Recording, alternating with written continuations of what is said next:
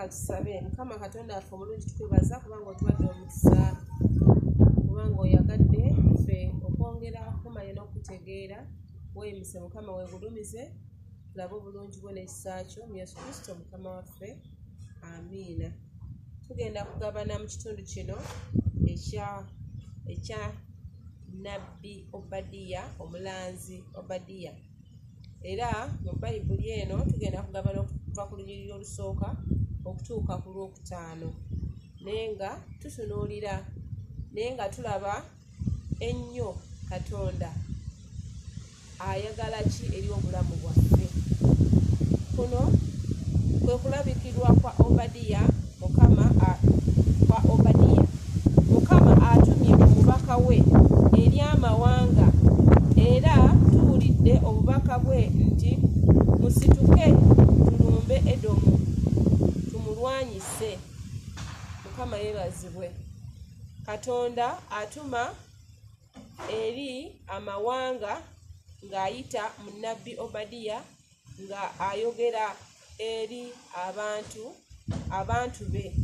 Olunyiriri olwokubiri agamba nti Mukama agamba Edomu nti ndikufuula eggwanga etto erinyoomebwa ennyo.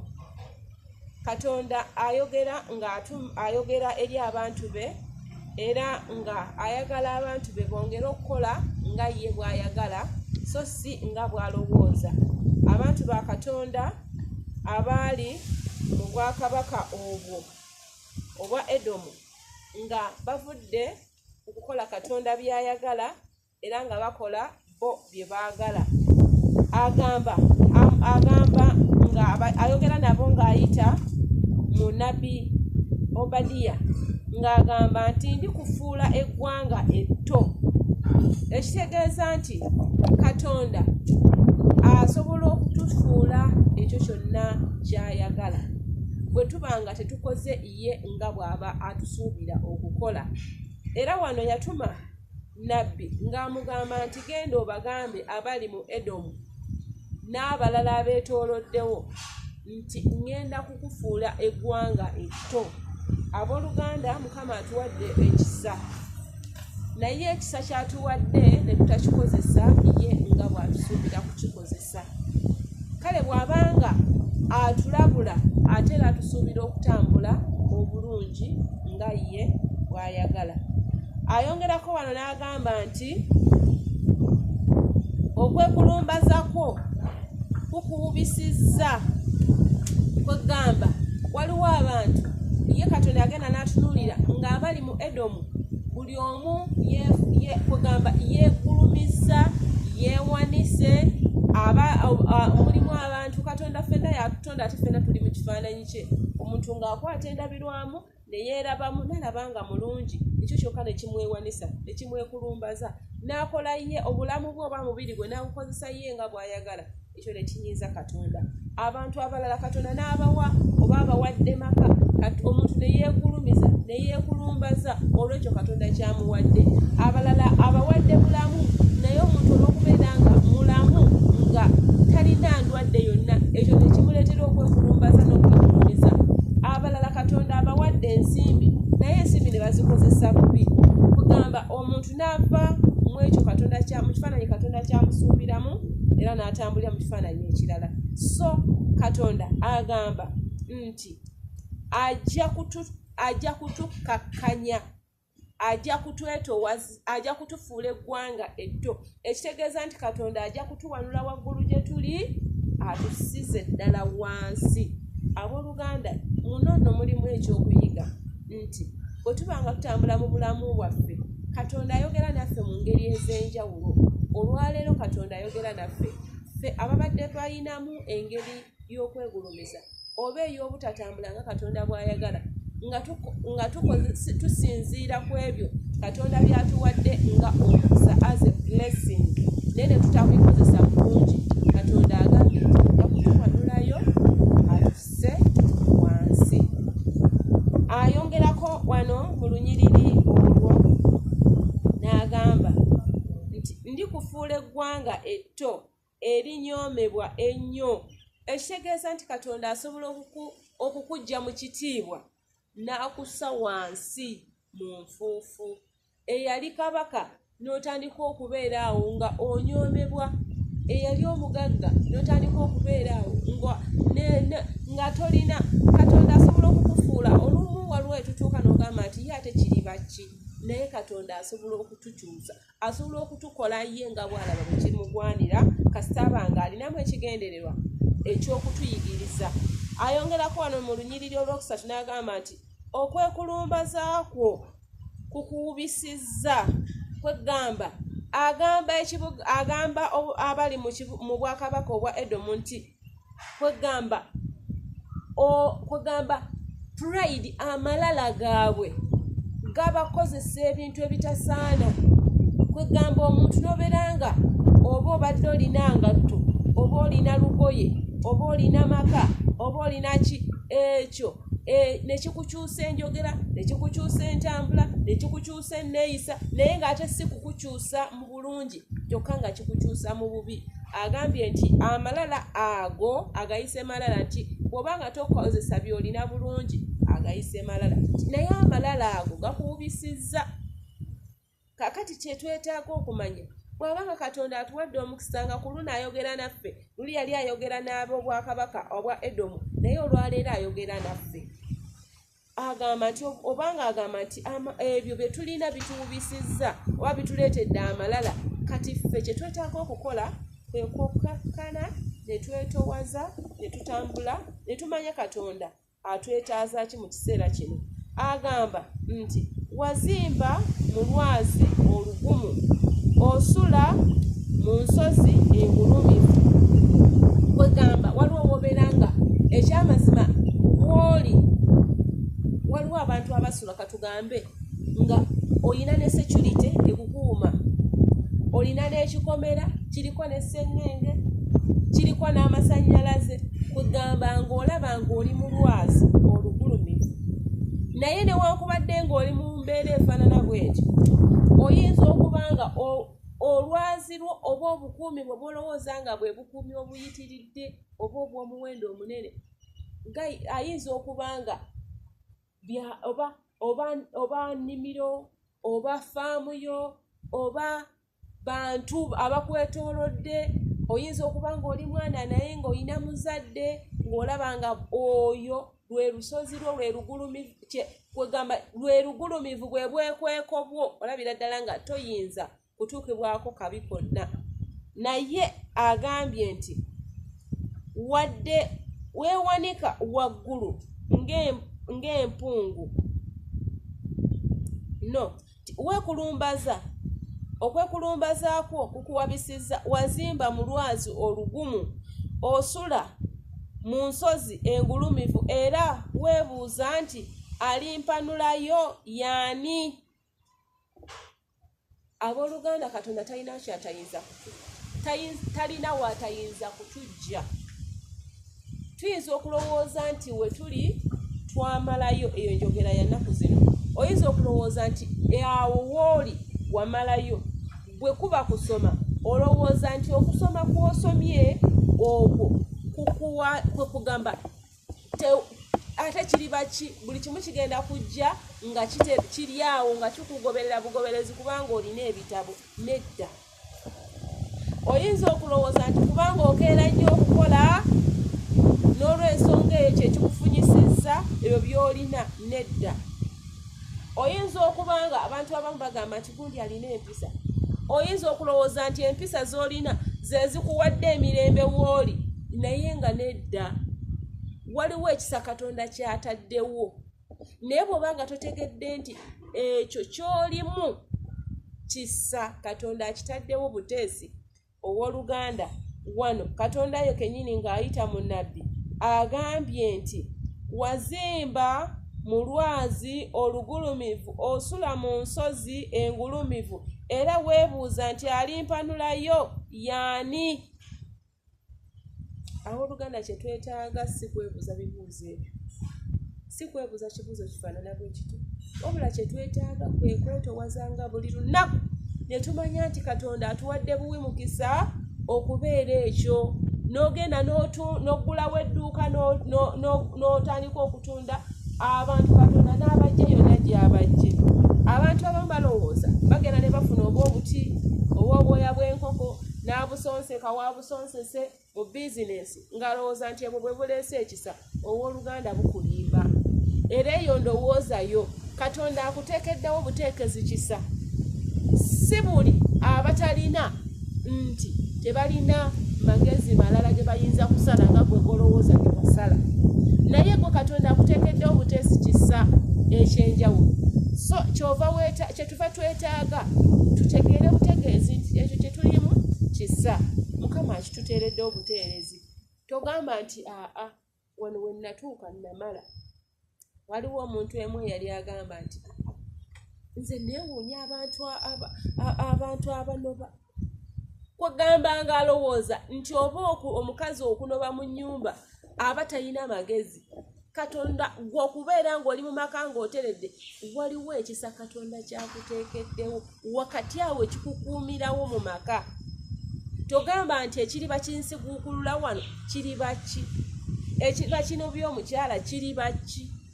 Waliwo ekisa just Katonda kyakuteekeddewo owooluganda.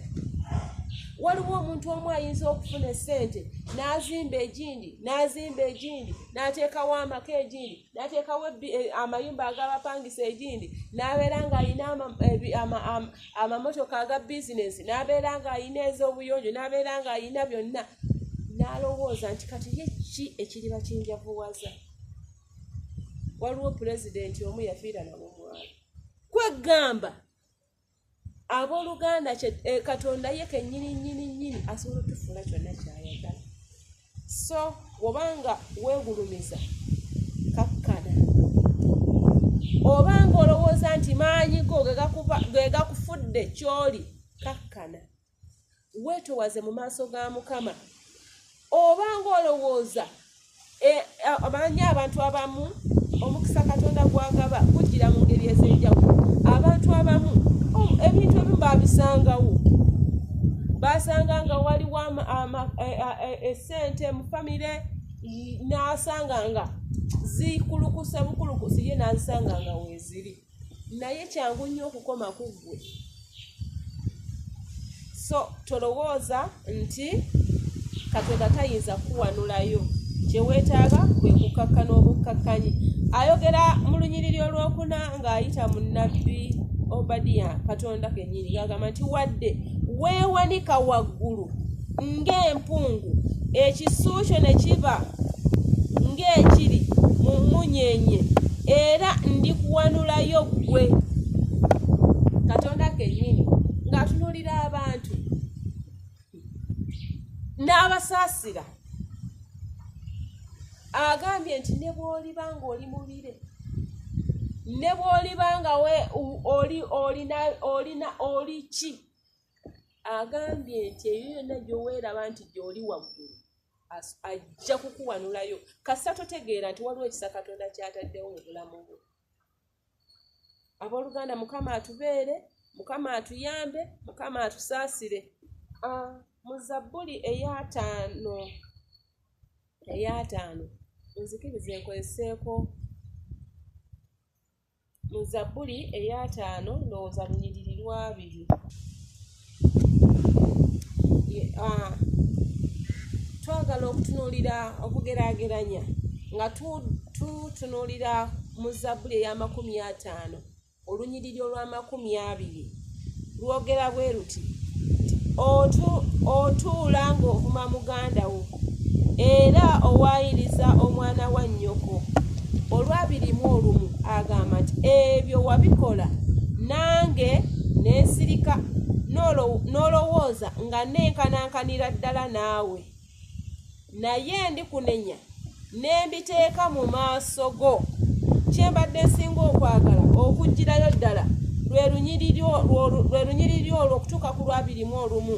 Ebyo byonna wabikola nange n'ensirika n'olowooza nti neenkanankanira ddala naawe, nti naye ndikunenya n'embiteeka mu maaso go. Kwegamba abooluganda bwe tuba nga tulina we tuli, nga tulina we tutuuse, we shouldn't boast around, we shouldn't be proud. Kye twetaaga kwe kukakkana ne twetowaza ne twebazanga bwebaza Katonda ate tewebazanga omusajja oli omufalisaayo eyagenda mu yeekaalu n'agamba nze Mukama nkwebaza kubanga tewanfuula mulema ng'oli, nkwebaza Mukama kubanga tewanfuula mwavu ng'oli, nkwebaza Mukama kubanga tewansinze siri muzibe nga gundi, nkwebaza kubanga siri mulema nga gundi. Wabaawo okwebaza okuwombeefu nga ne Katonda kennyini bw'akutunuulira alabanga oli mukkakkamu. Webaza nga n'omutima gwo gwebaza, so si kwebaza wakukudaala. Kama yebaza kale abooluganda nga tutambula mu bulamu bwaffe buno obwensi byonna ebyo byonna bye tuli ekyo kyonna kye tuli abooluganda kisa. Abazadde abamu ababeera mu maka naddala katugeze ku bamaama ne bataata babeera awaka ng'alinawo abaana baazaala n'abaana batazaala. Omuzadde ye n'addira omwana owuwe n'amutwala mu ssomero nga ddene nnyo, n'amanya nti owuwe bw'amutwala mu ddene nnyo ery'ensimbi ennyingi ennyo, olwo kye kigenda okuleeta sakisesi y'omwana. Olwo n'amuteeka mu kali akabisi ennyo akanyogogera ddala. Naye Katonda gy'alaba asobola okujja omwana mu ssomero eryo ly'oyita eddene ennyo oba ery'ebbeeyi ennyo ne bagenda okutuuka mu mbeera zaabwe ez'obulamu ez'okwetengerera ate ng'ono yali waggulu w'owuwo. Ebyo Katonda abikola. Tolowooza nti ekiriba kimuwanulayo waggulu okubeera ate anaabeera ate wansi wa kano kiriba ki? Katonda ekyo akikola. Kale abooluganda kye twetaaga kwe kwetoowaza ne tumanye Katonda ayagala ki? Ayagala ki nga Katonda? Katonda kyatusaba, kyatukubiriza wano naffe kyatuyigiriza mu kino kwe kubeera nga tumanya nti anenya. Ayongerako wano n'agamba nti katusome olwo nti wadde weewanika waggulu ng'empungu ekisuukyo ne kiba ng'ekiri mu mmunyeenye era ndikuwanulayo ggwe. Olunyiriri olwokutaano agamba bw'ati ababi n'abanyazi bwe bajja ekiro balinteekako kubaagala n'abanoga emizabbibu. Mukama yeebazibwe. Kwegamba ategeeza nti n'obubi ne bw'aliba nga azze ajja kumuwa omwagaanya eri ebintu byo. Kakati abooluganda kye twetaaga kwe kukkakkana ne twetoowaza mu maaso ga Mukama ne twebazanga bwebaza olw'ebyo byatukoledde, olw'ebyo byatutuusizzaako, olw'ebyo byatuwadde, olw'ebyo byakoze mu bulamu bwaffe. Si kwegulumiza, si kulowooza nti bino mbifunye ku lw'amaanyi gange, si bino nti oba ndi kubanga tewali muntu, mulimu abantu botunuulye n'ogamba nti ono waggwanga bw'eriti, ono wakabira bw'eti. Si ffe twasalawo ng'era bw'atutegeeza mu Yokaana 16:15 nti si mmwe mwanonda nze naye nze nabalonda ne mbateekawo. Si ffe tweronda, si ffe twesalirawo.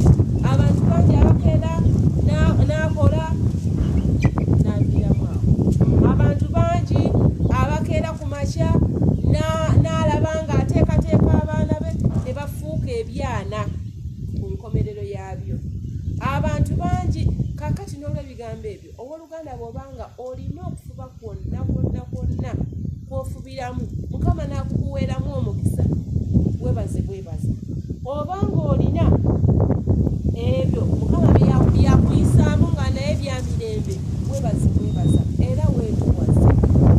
Katonda ekyo kyayagala. Katonda ayagala nnyo abantu abeetoowaza. Mukama yeebazibwe. Mukama n'olw'ebigambo ebyo abawa omukisa. Katusabe. Mukama tukwebaza nnyo kubanga otuwadde omukisa okugabana ku kigambo kyo. Leka oyongere okutuukakkanye naye muffe obulamu.